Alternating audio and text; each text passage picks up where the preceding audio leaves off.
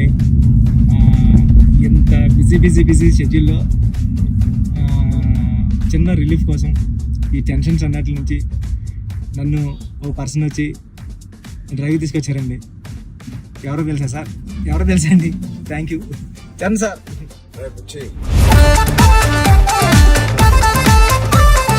ఏం లేదు బుచ్చి, ఒకటి అడుగుతాను ఏం అనుకో కదా. చెప్పండి సార్. సరే మీరు అడిగితే ఏమనుకుంటారు సార్? నీ బైసెప్ మిస్ అవుతున్నా సార్. ఆ రోజు చూపి ఒకసారి. ఓజీ వైరల్ అయిపోయిందంటే నన్ను ఎవరు చూడలేదు ఆ మేకింగ్ వీడియో. చిరంజీవి గారి ముందు నువ్వు చూపించిన బైసెప్ ఓజీ పెద్ది అని కూడా అనౌన్స్ చేస్తుంది. హెల్త్ బాగుండాలి sir. Thank you sir. Sir నేను ఒక విషయం చెప్పాలి సార్. చెప్పండి సార్. నేను జిమ్ కి దిల్షునగర్లో చదువుకున్నప్పుడు, ఎంబీఏ చదువుకున్నప్పటి నుంచి నేను జిమ్ కి డబ్బులు కట్టాను సార్.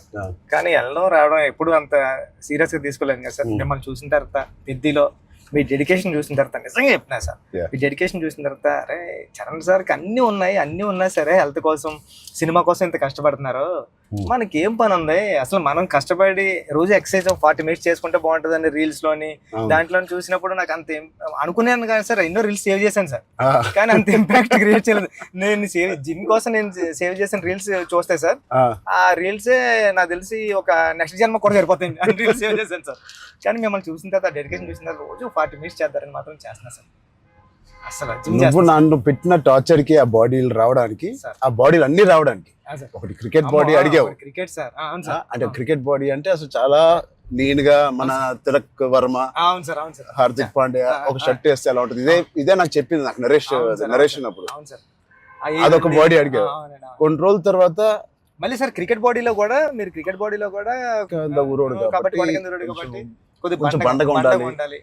ట్రైబల్ వ్యక్తి ఎంత స్ట్రాంగ్ గా ఉంటాడో అది బాడీ బిల్డింగ్ చేస్తే వచ్చే స్ట్రెంత్ కాదు. అవును సార్. ఆడికి అలవాటుగా ఆ కొండలోని అట్లా తిరగడం వల్ల వచ్చిన బాడీ అన్నట్టు అదొకటి అడిగే. అది అయిపోయిన తర్వాత సార్ మళ్ళీ సార్ కొన్ని రోజులు మళ్ళీ షూటింగ్ జరుగుతా ఉంటే సార్ ఏంటి సార్ నాకు ఆ లుక్ రావట్లేదు అంటావు. ఈ లుక్ షూట్ చేస్తే ఆ లుక్ ఎలా వస్తుంది? కుస్తీ లుక్ కావాలన్నాను సార్. నాకు రెజ్లింగ్ లుక్, కుస్తీ లుక్ కావాలంటున్నావు సార్. నిజంగా చెప్పాలంటే సార్ నాకు అడగడానికి కూడా భయం వేసేది సార్. అంటే ఏంటి టైం లైన్ కూడా ఎక్కువ లేదు సార్. అంటే ఇప్పుడు క్రికెట్ అయిపోయినా షూట్ అయిపోయినా కరెక్ట్గా 2 months కి 3 months కి మీరు మళ్ళీ మన షర్ట్ అయిపోద్దండి. అక్కడ షర్ట్ అయిపోతే మీ బాడీ తెలిసిపోద్దండి. మీరు అలా గ్రాడ్యువల్ గా షర్ట్ ఆ బాడీని అలా మెయింటైన్ చేస్తే కుస్తీ టైంకి మళ్ళీ ఓపెన్ చేయడం అదంతా కూడా చాలా కష్టపడ్డారు సార్. ఆ ఇన్స్పిరేషన్ తీసుకునేందుకు నిజంగా సుకుమార్ గారి బ్యాచ్ మీకు దండం పెట్టాలి. మరి మా గురుగారు అంత కాదు సార్. నేను నువ్వా సార్? మీ గురుగారు ఇంకా బెటరే బాబు. బట్ నిజంగా ఇవన్నీ నేను చేసింది సుకుమార్ గారి అసిస్టెంట్ అనో లేకపోతే బుచ్చిబాబు ఉప్పెన తీసిన బుచ్చిబాబు కోసం కాదు. నేను నిజంగా చెప్పాను, I was in love with your script. నువ్వు రాసిన కథ ఆ సరస్వతి దేవి కోసం నేను ఎన్ని చేసినా ఈ సినిమాకి తక్కువే అనుకుని ఏమడిగినా నేను చేశాను. అంత అద్భుతంగా నువ్వు రాస్తావు నీ సబ్జెక్ట్. ఆ సబ్జెక్ట్ కోసం ఆ సబ్జెక్ట్ చేయించుకుంది నాతో అనొచ్చు. నువ్వు కాదు సార్ నువ్వు రాసిన సబ్జెక్ట్ అంటే సార్. Thank you sir. కానీ అంటే మళ్ళీ ఇది అయిపోయిన తర్వాత ఇంకొక సెటప్ ఉంది అంటే మళ్ళీ దానికి బాడీ ఇచ్చారు. అదే సర్ప్రైజింగ్ సార్. కానీ ఆ బాడీ ఇవ్వడం కానీ ఇది చాలా స్ట్రగుల్ సార్. అంటే మీ మూడ్ స్వింగ్స్ అన్ని అంటే అక్కడ మళ్ళీ మీరు మళ్ళీ కష్టపడి ఆ ఇసుకలో దిగాల, అబ్బాయి ఎండల్లో షూటింగ్ చాలా చాలా టఫ్ అయిపోయింది సార్. నన్ను మాత్రం క్షమించండి. నిజంగా మనస్ఫూర్తిగా చెప్తున్నాను, నాకు ఏ రోజు కష్టం ఎందుకు అనిపించలేదు అంటే I really enjoyed this process. నచ్చిన పని చేసేటప్పుడు శ్రమ తెలియదు అంటారు కదా, నాకైతే అలా అనిపించింది. బట్ ఇవాళ షూటింగ్ అయిపోయిన తర్వాత నాకు బాగా తెలుస్తుంది, ఎందుకంటే నొప్పులు ఎక్కడెక్కడి నుంచో నొప్పులు బయటకు పడుతున్నాయి. ఇది మా పాపను కూడా ఎత్తుకోవడానికి ఈ చెయ్య కొంచెం నొప్పేస్తుంది. రేపు ఎల్లుండో వెళ్ళి చిన్న ఎక్స్రే తీయాలి. అంటే ఆ కుస్తీలో చేయి పట్టి అది అదురు ఉంటది, అదిరి కొంచెం ఏదో అయింది దీనికి. మళ్ళీ మీకు చేతికి అది కుస్తీలో పట్టడం, ఆ పైల్వాన్స్ అందరం తిరగేయడం అట్లతో పాటుగా మళ్ళీ సార్ పైగా నువ్వు పెట్టింది ఆర్టిస్ట్ కాదు, నిజమైన పైల్వాన్స్. వాళ్ళని బతిమాలి బాబు నువ్వు యాక్టింగ్ చేయరా బాబు అని చెప్పడానికి వాళ్ళకి టర్న్ అవడం గట్రా రావట్లేదు సార్. సినిమా యాక్షన్ చెప్తే వాళ్ళు నిజంగా కుస్తీ నిజంగా పైల్వాన్ పట్టుకుంటారు. పాపం సారీ సార్ అంటున్నారు. మళ్ళీ స్పోర్ట్స్ మ్యాన్ ఇన్స్టింక్ట్ ఉంటుంది కదా, స్పోర్ట్స్ మ్యాన్ స్పిరిట్, అది ఎంత మనం యాక్టింగ్ చేయరా అన్నా కూడా రాదు వాళ్ళకి. నాకే ఊపు వచ్చే ఒరిజినల్ గా వచ్చేసి మిమ్మల్ని మీ ఒక ఫైల్ మన్ అయితే పట్టుకొని వచ్చేసి టప్ మని మీ నెక్క దగ్గర పట్టుకొని అది ఎందుకు సార్ కుస్తీలో మీ కొన్న మీద అంత తప్ప అయితే నేనైతే పానిక్ అయిపోయాను సార్ నేను లేచి అదైతే చాలా అంటే దేవుడు ఉన్నాడు కాబట్టి జరిగింది సార్ కన్ను మీద అంటే నాకు చిరంజీవి సార్ ఏం చేస్తారని భయం వేస్తుంది. సెకండ్ హాఫ్ మనం సినిమా రన్ త్రూ లో కదా తీసాం. అవును సార్, సినిమా రన్ త్రూ లోనే మన షూటింగ్ కూడా సీనిక్ ఆర్డర్ లోనే తీసాం మన సినిమా. సో అది తీయడం వల్ల ఐ థింక్ నాకైతే చాలా చాలా హెల్ప్ అయింది మీరు అలా తీయడం వల్ల. ఒకటి మనందరికి ఇది జర్నీ ఆఫ్ పెద్ది కాబట్టి బిగినింగ్ టు ఎండ్ ఆ జర్నీ ప్రకారంగానే మనం తీయడం అనేది అందరికి ఆ మూడ్ లో రావడానికి అర్థమైంది. ఈ సీన్ ఎందుకు తీస్తున్నాం అందరికి అర్థమైంది, ఎందుకంటే దాని ముందు రోజే ఆ సీన్ తీసాం కాబట్టి. రన్ త్రూ లో వచ్చేసరికి మన సెకండ్ హాఫ్ అంతా మనం ఒకే టైం పీరియడ్ లో షూట్ చేసాం. సెకండ్ హాఫ్ అంటే ఏంటి, కల్మినేషన్ ఆఫ్ ఆల్ ద మీరు రాసిన స్టోరీ అంతా culmination, heaviest action, heaviest emotion, heaviest song second half లోనే పెడతాం. సో అంత హెవీ వర్క్ మనకి లాస్ట్ 65 days లో మనం షూట్ చేసాం. నిజంగా దేవుడు లేకపోతే అంత హెవీ వర్క్, అన్ని కుస్తీ ఫైట్లు, క్లైమాక్స్ ఫైట్, క్లైమాక్స్ సాంగ్, ఇంకో సాంగ్ రే రే రారా ఏమి మనకేం అవ్వకుండా మీకేం అవ్వకుండా నాకేం అవ్వకుండా జరిగిందంటే అది నిజంగా పెద్దకున్న బలం. అది పెద్ద సబ్జెక్ట్ కి పెద్ద స్క్రిప్ట్ చేయించుకుంది తప్ప.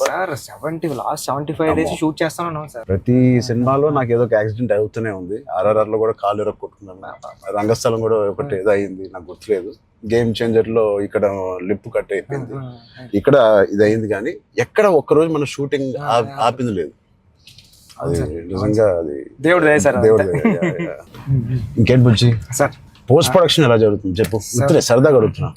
సార్ రెహమాన్ సార్ అంటే నేను ట్వీట్ వద్దాం అనుకున్నాను సార్, ఎర్రకొట్టి సార్ RRR అని. అంటే మళ్ళీ 2 ఎట్లా అయిపోతుందో నేను వేయలేదు సార్. నెక్స్ట్ లెవెల్ RRR ఇచ్చారు sir Rahman sir. Okay, next level అండి. అంటే ఎమోషన్ కానీ నాకు నేను వెళ్ళి కూర్చున్నాను సార్. నిన్నే కూర్చుంటే ఇది మన సినిమా మన విజువల్ ని నెక్స్ట్ లెవెల్ పట్టుకుపోయారు సార్. ఓకే, రెహమాన్ గారు కానీ, రత్నవేల్ సార్ కానీ. అసలు అంటే రత్నవేల్ గారి నుంచి మాట్లాడారు. మనం అనుకున్నప్పటి నుంచి అది ఎంత పెద్ద అసెట్ రత్నవేల్ గారు. ఇట్ ఈస్ అంటే బ్యూటీ షాట్స్ ఇచ్చారు, కమర్షియల్ షాట్స్ ఇచ్చారు, అండ్ కథని అర్థం చేసుకునే విధానం. రత్నవేల్ గారు మించిన కెమెరామెన్ నేనైతే పని చేయలేదు. ఉండే ఉంటారు కానీ నేనైతే పని చేయలేదు సార్. ఎందుకంటే సార్ రండి సార్, ఇప్పుడు నేను ఫస్ట్ సినిమా చేశాను సార్, ఇది second cinema and second film sir నాది.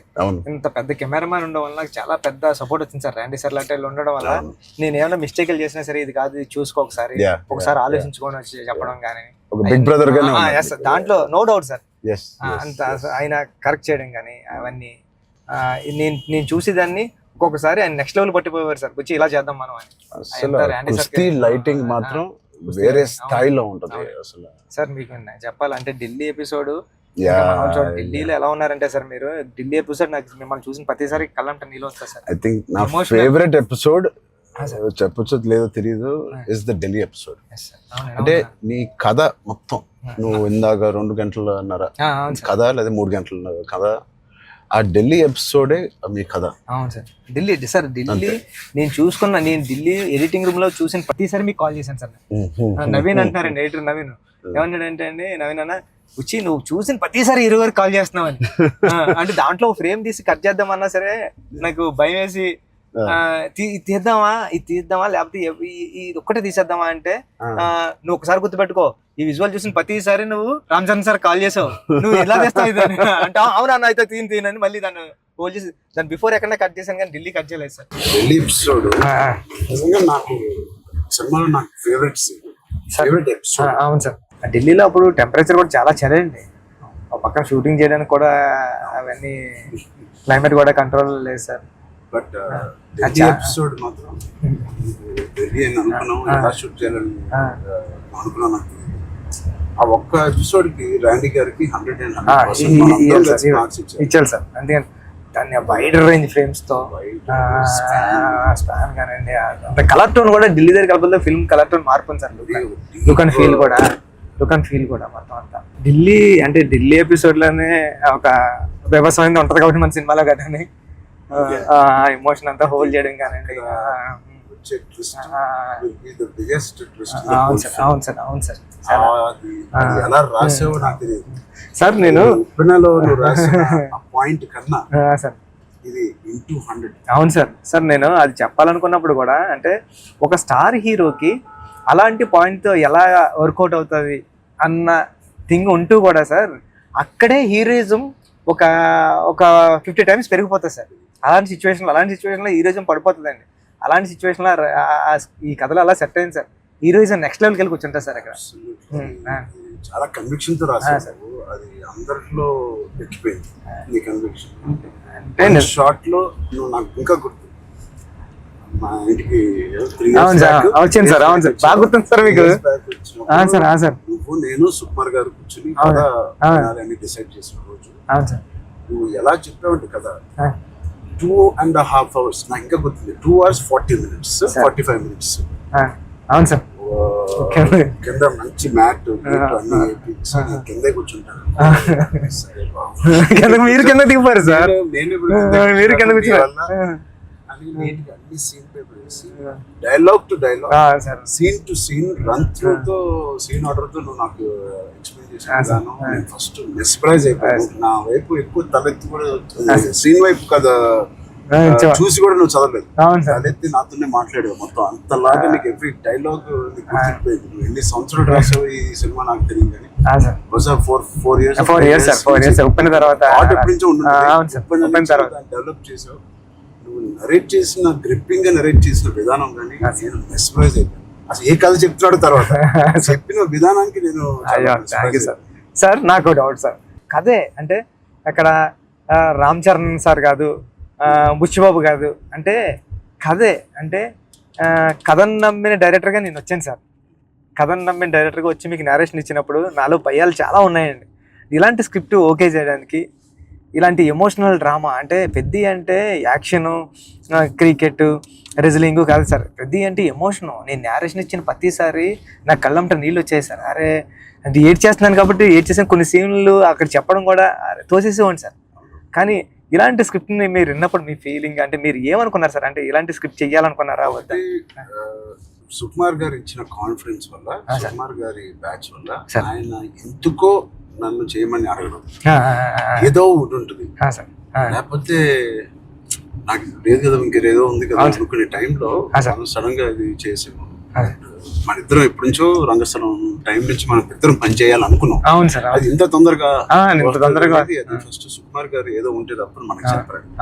బట్ నాకు ఏం నచ్చిందంటే పెద్ద అనే ఫిల్మ్ లో నువ్వు అన్అడల్టరేటెడ్ గా అంటే ఏవి కమర్షియల్స్ గా ఆలోచించడం కానీ ఫ్యాన్స్ పరంగా కానీ ఏ ఉద్దేశం లేకుండా ఆ కథకి ఏది న్యాయం అదే నువ్వు రాసావు, అదే నాకు చెప్పావు.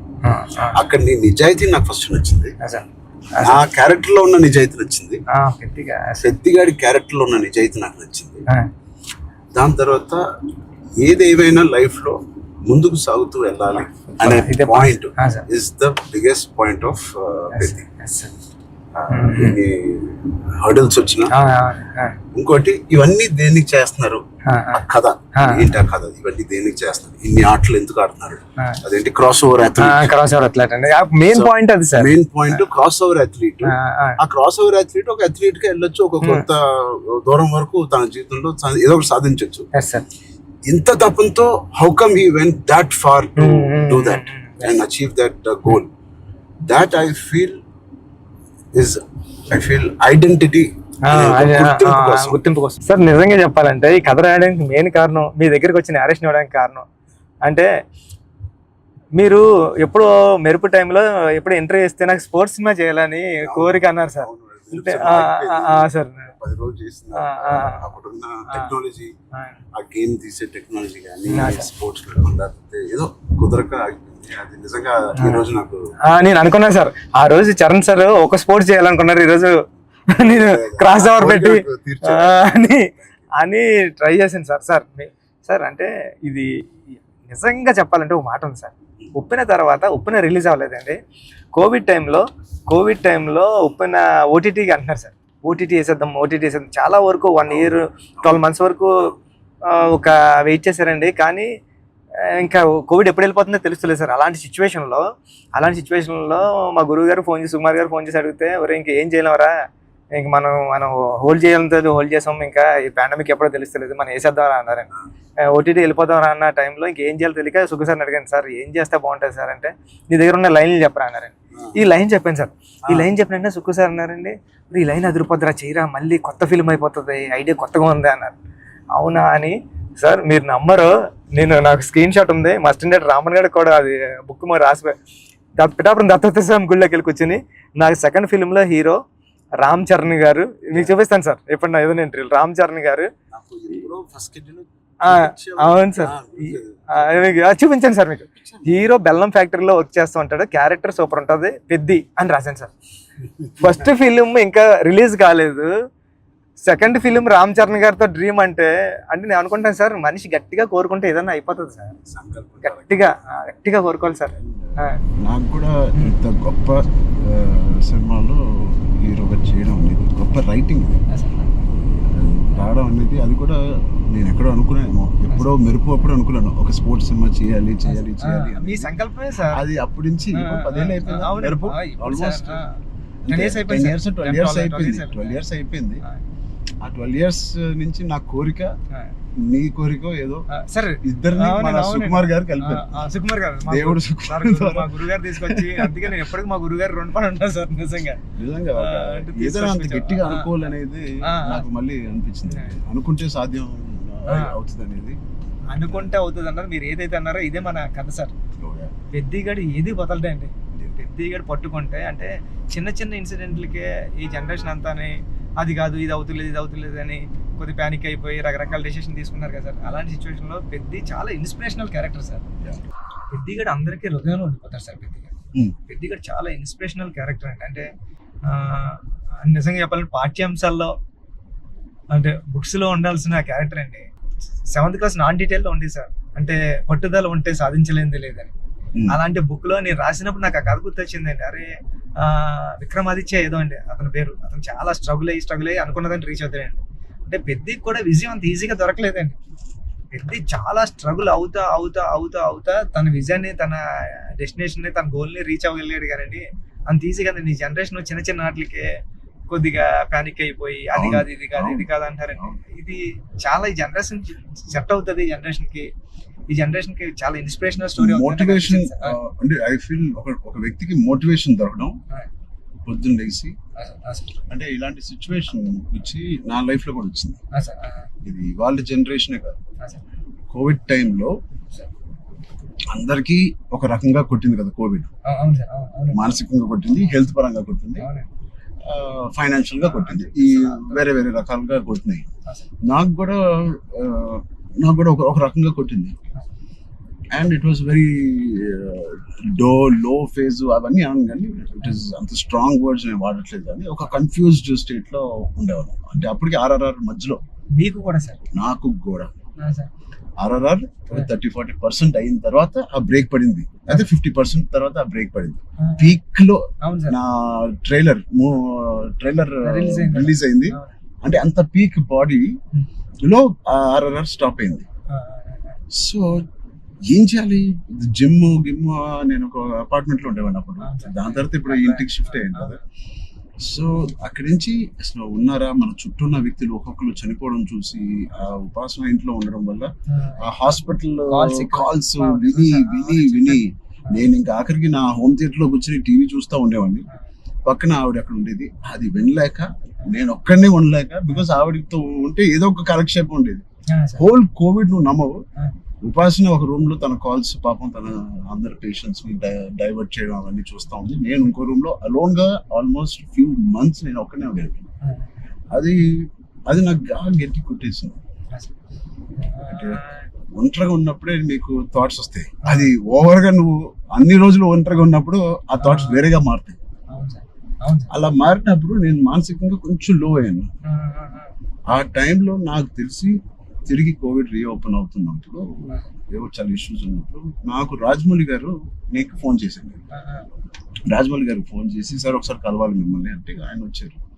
ఏం చేయాలంటే మళ్ళీ షూటింగ్ స్టార్ట్ అవుతుంది. నాకు అదే జోష్, ఏదైతే షూటింగ్ మనం ఆపామో టైంలో నాకున్న జోష్ అది రావట్లేదు సార్. నాకు ఏంటో అర్థం కావట్లేదు. ఇంత పెద్ద సినిమా, ఇంత పెద్ద డైరెక్టర్తో నేను చేస్తున్నాను, ఏమవుతుంది నాకు, ఎందుకు నాకు మోటివేషన్ రావట్లేదు అంటే, ఆయన చెప్పిన మాట ఇవాల్టి వరకు I have kept it in my heart. ఎప్పుడైనా చరణ్, అది మోటివేషన్ ఏదో ఒక పెద్దది వస్తేనే రాదు. దీనికన్నా పెద్దది ఏముంటుంది, ఆర్ఆర్ఆర్ కన్నా పెద్దది మోటివేట్ చేయడానికి. అయినా నాకు రేపు పొద్దున లెగిసి వర్కౌట్ చేసి మీ షూటింగ్ కి రావాల్సిన మోటివేషన్ నాకు రావట్లేదు. అందం ఏంటి నేను. సో చరణ్ అలా కాదు, షూటింగ్ కి ఇంకా 20 days టైం ఉంది. ఇంకో 20 days లో లాక్డౌన్ ఓపెన్ చేస్తున్నారు, ఫస్ట్ లాక్డౌన్. సో నీకు 20 days టైం ఉంది. ఒక పని చెయ్యి, స్టార్ట్ స్మాల్. ఈ రోజు నేను ఇవాళ లెగిసి ఏదో పని అనుకోవాలి, ఆ పని కోసం నువ్వు లెగాలి, ఆ పని దొరకాలి. ఆ పని ఏంటి, ఏమి లేదు ఇప్పుడు కోవిడ్ లో. ఆ పని ఏముంటది, ఎలా ఉండదు.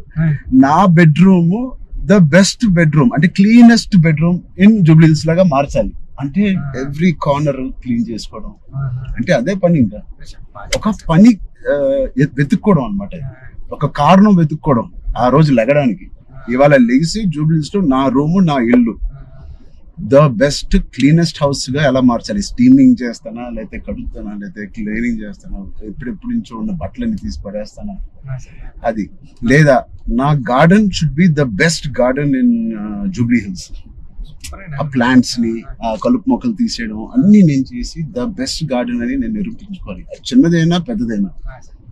క్యూట్ గా ఒక ఆ బాల్కనీలో ఉన్న అపార్ట్మెంట్ అయినా the best apartment balcony in the whole apartment గా ఎలా చేయాలి. ఆ చిన్న చిన్న కారణాలు వెతుక్కొచ్చారండి ఇలాగా. లేకపోతే నువ్వు బిల్డ్ చేసే నీ ఫామ్ హౌస్ ఏదైతే ఉందో, ఆ best farm house with all your horses అన్నిటితో నువ్వు చెయ్యి, దాని మీద దృష్టి పెట్టు. సో నువ్వు పొద్దున్న లెగిసి ఓకే నేను కన్స్ట్రక్షన్ వాళ్ళతో మాట్లాడి ఫామ్ హౌస్కి వెళ్ళి ఏదో ఒక పని పెట్టుకోవాలి. మనం ఒక మోటివేషన్ పెట్టుకోవాలి మన లైఫ్ లో. చిన్నగా స్టార్ట్ చేయి. ఆ చిన్న స్టార్ట్ చేసిన మోటివేట్ అవుతావు నువ్వు. ఇంట్లో మొదలైన మోటివేషన్ అది పెద్దగా చేరి అది నేను ఎగ్జాక్ట్ గా వర్డ్ టు వర్డ్ నేను ఫాలో అయ్యాను. ఇవాళకి 3-4 years there was not one day where I was demotivated. So Peddi గారిది coming to the point, Peddi also is like that. ఏంటి అవకాశాలు అనేది ఎత్తుకుంటా ఉంటాడు లైఫ్ లో. ఇది అది పోయిందా, ఇది కూలిపోయాడా, ఎన్ని అడ్డంకులు వచ్చినాయి అతనికి అని చూసుకోకుండా, ఉన్న దాంట్లో సరిపెట్టుకోకుండా కూడా మళ్ళీ దాంట్లో బెస్ట్ ఎలాగా ఉంటాడు అనేది ఒక ఫస్ట్ హాఫ్ నుంచి ఇంటర్మిషన్ లో ఒకలాగా, ఇంటర్మిషన్ తర్వాత ఇంకోలాగా. Whatever happens the life should go on, life should keep going on. ఆ లైఫ్ ఎలా గో ఆన్ అవ్వాలంటే దానికి ఒక పర్పస్ ఎత్తుకోండి. ఆ పర్పస్ నేను చెప్పినట్టు చిన్నగా ఉండొచ్చు, పెద్ద ఉండొచ్చు. నేనే అనుకున్నాను చాలా బాగా మాట్లాడారు. లేదు, ఐ థింక్ ఇవన్నీ కోవిడ్ నుంచి, కథ నుంచి వెరీ వెరీ ఇన్స్పైరింగ్ కథ. ఈ మధ్య ఒక ఇన్స్పైరింగ్ కథల్లో నేను చూడడం అనేది నేను ఎక్కడ చూడలేదు. అంటే ఒకప్పుడు లగాన్ చూసాను, ఒక దంగల్ చూసాను, స్వయం కృషి ఉంటదండి. అంటే సార్ ఇది ఉంటూ అంటే ఎక్కడ కమర్షియలైజ్ తగ్గదు సార్ పెద్ద. అంటే ఒక స్టార్ హీరోతో ఇలాంటి ఆర్గానిక్ కథ చెప్పడం అంటే చాలా టఫ్ జాబ్ సార్. ఈ రెండు బ్లెండ్ చేయడం. తమ్ముడు అనే సినిమా అది కూడా కరాటే ఇవన్నీ ఉండి చాలా బేవర్స్ గా తిరిగే ఒక తమ్ముడు ఒక కారణం వల్ల ఒక పర్పస్ వెతుక్కుని నేను ద బెస్ట్ గా అవ్వాలి, మా ఫాదర్ కి నిరూపించుకోవాలి. సో ఆయన పర్పస్ ఆ ఫాదర్ కి నిరూపించుకోవాలి. అంతేనా? బ్రదర్ ఒకటి బ్రదర్ కాళ్ళు ఇరిగింది, అది ఫాదర్ వీడేం చేస్తాడు బ్రదర్ కాళ్ళు అంటే. సో ఆ కారణం ఒకటి ఎత్తుక్కోవడం అనేది, అది నీ సినిమాలో నీ కారణం అనేది is the most biggest commercial point. దానికి audience will be shocked. Waiting sir, దానికోసం టెన్షన్ గా ఉందండి. పెద్ది అంటే పెద్ది అన్నదే అంత ఒక స్టోరీ అండి. ఇంకా స్టోరీ మీరు రామ్ చరణ్ గారు కనిపించలేదు సార్. చూసిన వాళ్ళు అందరూ కూడా అదే చెప్తున్నారండి. రామ్ చరణ్ గారు కనిపించకుండా దాంట్లో అంతలా ఇన్వాల్వ్ అయిపోయారండి మీరు. ఒక పావు గంట ఒక హాఫ్ అన్ అవర్ సినిమా తర్వాత పెద్ద క్యారెక్టర్ లోకి వెళ్ళిపోతాం సార్. మీకు జాన్వీ క్యారెక్టర్ కూడా is looking so beautiful. And నువ్వు అనుకున్నప్పుడు నుంచే జాన్వీ కపూర్ అని అంటానే ఉన్నావు. కానీ అమ్మాయి కూడా ఒక హీరోలా ఉంటది సార్. అక్షయమ్మ క్యారెక్టర్ అంటే చాలా strong character sir. Akshayamma is very good aura. అవును sir. Every time Janhvi screen మీదకి వచ్చినప్పుడు ఆవిడ ఆరా సగం పని చేసుకుని వెళ్ళిపోతుంది. కొన్ని వాళ్ళు అమ్మకున్న వాళ్ళ ఆవిడకి స్ట్రైట్ దిగిపోయింది. సార్ కొన్ని సీన్స్ లో శ్రీదేవి గారి లాగా అనిపిస్తుంది రేపు వచ్చి సార్. సరదాగా మాట్లాడుకుందాం, అన్ని అయిపోయినాయి. సార్ ఇప్పుడు నిజమైన టాపిక్ మాట్లాడదాం. సార్ చెప్పండి సార్. నిజంగా ఒక మంచి సినిమా తీయాలంటే ఎంత శ్రమ పడతాం మనకు తెలుసు. అంటే ఏది ఇచ్చినా కొద్దిగా మంచి కంటెంట్ ఇవ్వాలని అందరూ గర్వపడే సినిమా, నిజంగా అందరూ ఇన్స్పైర్ అయ్యే సినిమా. ఫ్యాన్స్ అందరికి అది నిజం సార్. ఎందుకంటే అందరికీ చాలా మంచి సినిమా తీశారు మా హీరో గారు అన్న చెప్పుకోవడానికి అంత ఉంటది సార్. మీకు గుర్తుందా సార్, ఈ సినిమా తర్వాత చాలా మంచి పేరు వస్తుంది, మీకు చాలా మంచి పేరు వస్తుంది అని చెప్తున్నారు. మంచోని కదా కాదు సార్, మంచి పేరు ఇంకా మంచి పేరు వస్తుంది అని అంటే సార్ మీరు ఒక మాట అన్నారు, ఇన్స్పైరింగ్ పర్సనాలిటీ లైఫ్. అవును సార్, మీరు ఒక మాట అన్నారు గుర్తుంది సార్. అప్పుడు ఉపాసన మేడం గారు ఉన్నారండి, ఉపాసన గారు అంటే బుచ్చి నాకు మంచి పేరు వస్తుంది అంటే ఈ పేరు ఏదో పెళ్లికి ముందు వచ్చింటే ఇంకా ఇంకా మంచి సంబంధం వచ్చింది నాకు అని మేడం పక్కన చెప్తున్నారండి. మేడం అన్నారండి. అంటే అంత మంచి కథ రాసావంటే అసలు సంబంధాలు మనకి అలా లైన్ లో వస్తాయి. అంత అయిపోయింది. రెహమాన్ సార్ ఆర్ఆర్ వర్క్ చేస్తున్నారు, లేకపోతే నేను అవ్వకపోతే సార్తో ఎంత అలాగా నేను రాలేను సార్ అని బతిలాడుకున్నాను. అయిపోయింది వర్క్. ఓలా బుక్ చేస్తాను చెప్తున్నా సార్ చాలా దూరం తీసుకొచ్చారు సార్ మిమ్మల్ని అన్న.